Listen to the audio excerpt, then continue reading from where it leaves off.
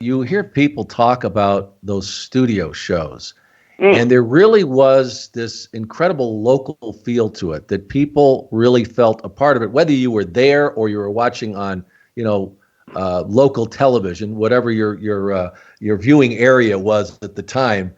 But what do you remember of those house shows and the atmosphere? Because we know what it's like today. It's rock star status when you go to these and there's exactly. 10, 20,000 people. But back then, what was the atmosphere like in those house shows?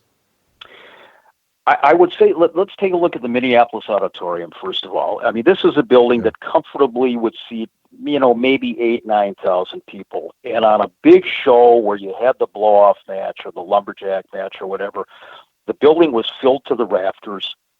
It was intimate, and I keep referring to the people that believed, and that's what created the atmosphere. I mean, there were times when I would literally sit in the stands, before I got into, the journalism part of it, and I'd watch people, and I'd count them up, 15, 20 people getting tossed out of the building for fighting, Yeah. and missing the main event.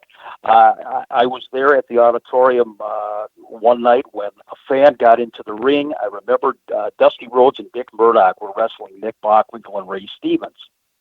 And you Mhm. would think, you got four heels. Well, the fans took to Rhodes and Murdoch as the baby faces, and at one point, Bockwinkel and Stevens were getting the better of them, and a fan hit the ring with a knife, and all of a sudden you got bodies going all over the place, and referees are decking people, and security is in there, and that was the atmosphere. And there was no pyro, there was no commercial breaks. There were if you held a sign up, up in the balcony, the usher would come take it down because you were blocking somebody's view, let alone encouraging you to hold up a sign.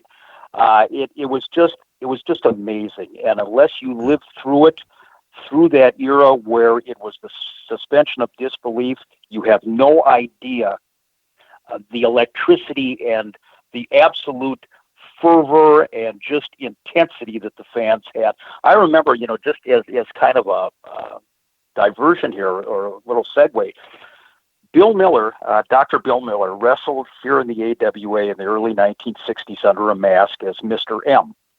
And he was a great collegiate wrestler, friend of Vern Gagne's, but they were doing a program where M had the title. And in August of 1962, he's going to drop the strap to Vern, and then he would unmask.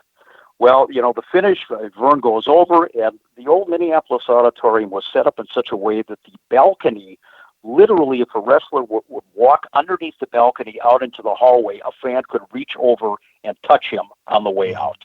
Yeah. So Miller, who was like 6'6" and 300 plus pounds, is walking out. He's just wrestled. He's got his mask in his hand. And because the balcony was so low, a fan, if you want to call him that, took a 2x6 plank, a wooden plank that had a 1/8 inch steel spike at the end of it. Jeez. And he hit Miller on top of the head as Miller was going underneath the overhang, the balcony overhang that led to the locker room. And, well, long story short, the fan got away with it. And I saw Miller probably 12 years later. He came in again in 1974 in Minneapolis. And I said, "Do you remember the incident?" He said, "Do I remember it?" And he leaned forward and he showed me this deep scar that he still had on his head.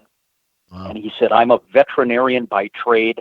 And I remember when this happened, first I thought I got shot, and then I went into the locker room, and I literally put my thumb in my head and felt my brain," not to be graphic. Yeah. But that would, I think that speaks to how nuts the fans were at the time. And that carried on into the 70s when they were taking shots at the ring at Bobby Heenan and Nick Bockwinkel in Chicago, literally, shot. Roddy Piper getting stabbed, Ole Anderson. So definitely different time, different era, just apples and oranges. Yeah, but it's amazing, and a lot of people have told stories like that on the podcast. I mean, Hacksaw, he talks about when he was down in Mid-South, and if they poked their head out at the crowd before they started the show, and if there was 6 or 8 fights, they knew it was going to be a really great night because that's kind of how they measured the crowd. How many brawls there were and how many they had to throw out before they started. But it was, I mean, people were just that was their wrestling. I mean, they were very, very defensive when it came to talking about those different territories, and they were all like that.